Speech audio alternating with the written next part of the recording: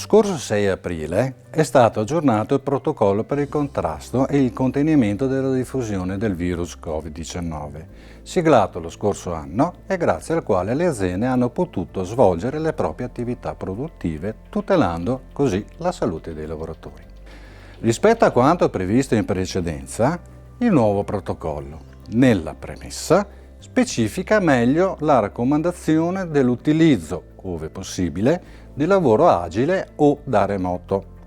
Precisa che sull'intero territorio nazionale tutte le attività produttive industriali, commerciali, cantieri edili e il settore del trasporto e della logistica devono rispettare i contenuti del protocollo e di quelli eventualmente emanati ad integrazione, confermando la sospensione delle attività sino al ripristino delle condizioni di sicurezza se non adottati. Dispone che negli spazi condivisi aziendali tutti i dipendenti devono indossare i dispositivi di protezione delle vie aeree, fermo restando il mantenimento della distanza interpersonale di 1 metro.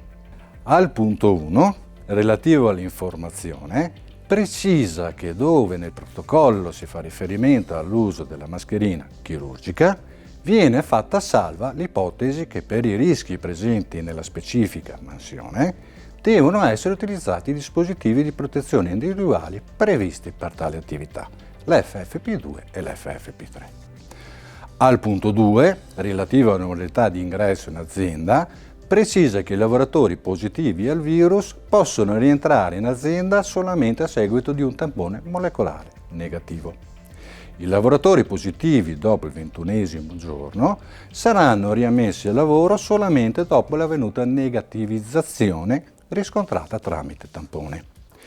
I lavoratori positivi al Covid dovranno essere sottoposti a eventuale visita medica secondo quanto è previsto al punto 12 del protocollo. Per prevenire ogni forma di affollamento, di situazione di rischio di contagio, trovano applicazione i protocolli di settore previsti per le specifici comparti, quali ad esempio la ristorazione, le attività alberghiere, le strutture termali, i centri benessere, le palestre, eccetera. Al punto 6, inerente ai dispositivi di protezione individuale, precisa che le mascherine chirurgiche sono parificate ai DPI. Ricordiamo che per i rischi presenti nella mansione specifica, che prevede la protezione delle vie respiratorie, devono essere utilizzati i dispositivi previsti per dette attività, l'FFP2 e l'FFP3. Nel caso di condivisione di ambienti di lavoro al chiuso e all'aperto, i lavoratori devono indossare le mascherine chirurgiche o dispositivi di protezione di tipo superiore, l'FFP2 e l'FFP3, salvo nel caso delle attività svolte in condizioni di isolamento.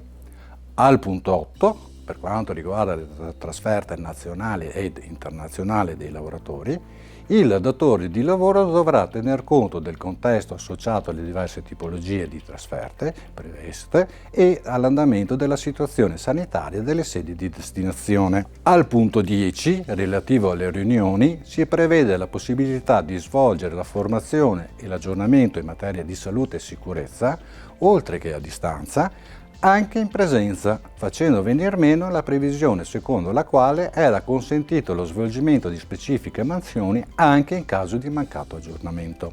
Al punto 11, relativo alla gestione di una persona sintomatica in azienda, viene disposto il coinvolgimento del medico competente nella collaborazione con le autorità sanitarie preposte per la definizione degli eventuali contatti stretti da sottoporre ad eventuali misure di quarantena. Nel punto 12, relativamente alla sorveglianza sanitaria, si prevede la graduale ripresa delle visite mediche periodiche che devono avvenire nel rispetto delle misure igieniche raccomandate dal Ministero della Salute e previa valutazione da parte del medico competente dell'andamento nel territorio di riferimento. L'attuazione delle visite mediche eccezionali atte a tutelare i lavoratori fragili. La visita medica al rientro del lavoratore a seguito dell'infezione da virus dovrà essere effettuata da parte del medico competente solamente nel caso di ricovero ospedaliero, al fine di verificarne l'idoneità allo svolgimento della mansione indipendentemente dalla durata dell'assenza per malattia. Per ulteriori approfondimenti in merito rimangono a disposizione l'Ufficio Sicurezza e l'Ufficio Relazioni Sindacali di Assindustria Veneto Centro.